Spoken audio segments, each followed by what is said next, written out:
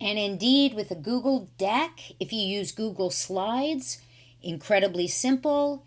You simply, let's see, here's where I already added a video. Let's delete this, I'll show you again.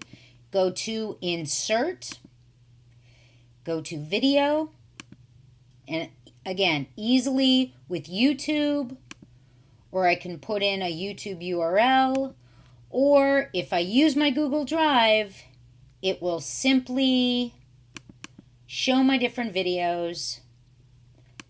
I put it where I want it, and boom, there it is. Easy breezy.